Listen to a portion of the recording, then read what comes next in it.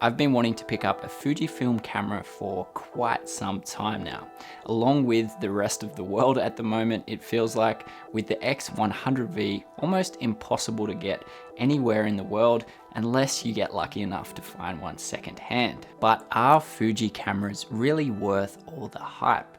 Well, spoiler alert, I think they probably are, and I really do think they can improve your overall photography. More on that in a sec. For me, I actually wanted to try another Fuji camera, not the X100v, a camera that has many of those same benefits as the X100v, but in my mind has a lot more options and versatility. So during my recent trip to Japan, I decided to hunt for a secondhand X-Pro 3 in Tokyo, and I was in luck. Considering how hard it is to find an X100v at the moment, I imagine a lot of people are possibly considering the X-Pro 3 as an alternative. And for me, it is a really great alternative. In fact, there's probably a few reasons for a lot of people it may even be far better suited. But for me, here's why I picked up the X-Pro 3 and my impressions after using it now for a good month running around Japan.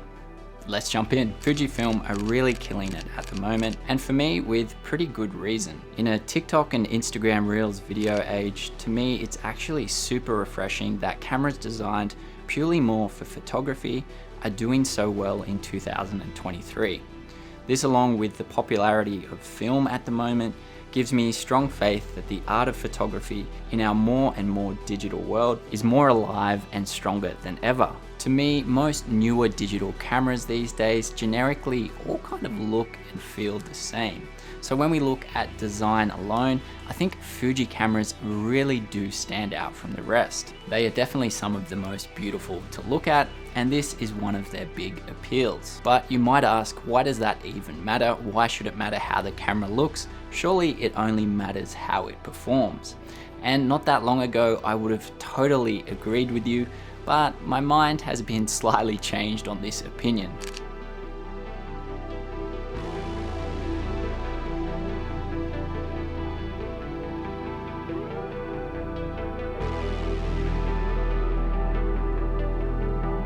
Another big appeal to Fuji is their whole JPEG recipe options, and in my opinion, they have totally nailed this concept. You just can't find anything even remotely close to this on any other system. The settings you can dial in give you plenty of great options and versatility, meaning you can easily get beautiful looking images right out of camera and literally not have to do a single thing in post. Surprisingly, this has even really appealed to me more recently, someone that typically really loves the whole editing process. Of course, there's also a few other reasons why I really wanted to try out the X-Pro 3 more than any other Fuji camera out there at the moment. As I do more and more video, I actually just wanted a camera that was purely designed more for photography. Actually, the more time I spend shooting film, it's really helped slow down my photography in an intentional and meaningful way.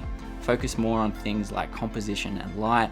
Honestly, think a bit more deeply about the images I'm creating. And this is essentially what led me directly to the X-Pro 3. For me, purchasing this camera, it felt like this was a camera specifically designed with all these points in mind. A camera designed to take photos, capture moments, one designed to put your eye up to the viewfinder more frequently, really engage with the images you're creating. Something that spending a lot of time on modern digital cameras, I feel this experience is just really lacking. And that's why for me, it's always so refreshing when I go and shoot some film photography.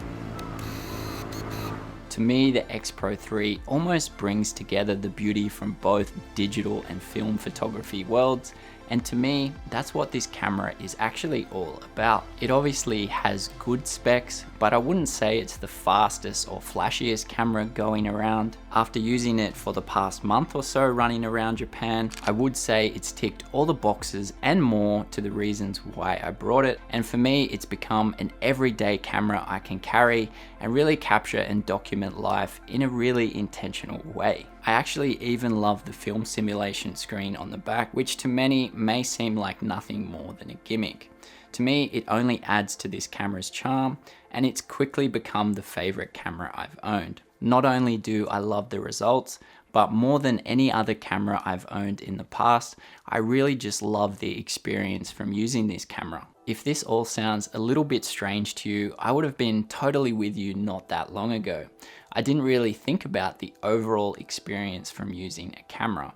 It just needed to be as practical as possible, do as much as possible to help me get the job done. And for me, this is still partly true for client work, but more for my personal use and even to grow as a photographer. I think this experience really does matter. If you can find a camera that you really enjoy using and going out and taking photos on, this really is going to affect your overall photography and the type of images you want to capture. Also, sometimes I honestly feel like I just rely too heavily on the editing process to really make a photo stand out, rather than just the natural composition, subject, and light. Which is great and all, but from just going back to basics and mostly shooting just JPEGs on this camera, I really feel like it has already made me a better photographer. It takes away some of that laziness that might creep in of, oh, I can just fix this image in post. For me, really forcing you to focus